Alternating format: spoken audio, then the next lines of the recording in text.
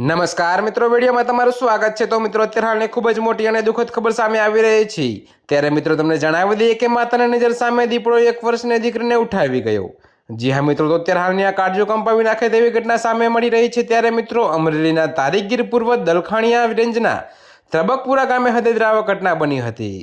જી હા મિત્રો, જો કે તમને વધુમાં વિગતવાર જણાવી દઈએ કે ખેડૂત પુરુષોત્તમ મોરેની વાડીમાં રહેતા પરપ્રાંતીય મજૂર પરિવારની 1 વર્ષની બાળકીને માતાની આંખ સામે દીપડો ઉઠાવી ગયો।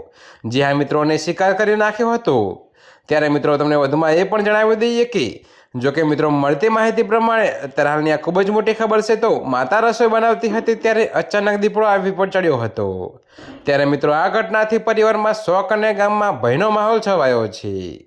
તો મિત્રો, અત્યારે હાલ માટે આટલું જ। મળીશું નવી અપડેટ સાથે। અને જો તમને મારા વિડીયો પસંદ આવતા હોય તો વિડીયોને લાઇક, કોમેન્ટ, શેર અને અમારી ચેનલને સબસ્ક્રાઈબ કરવાનું ભૂલતા નહીં મિત્રો।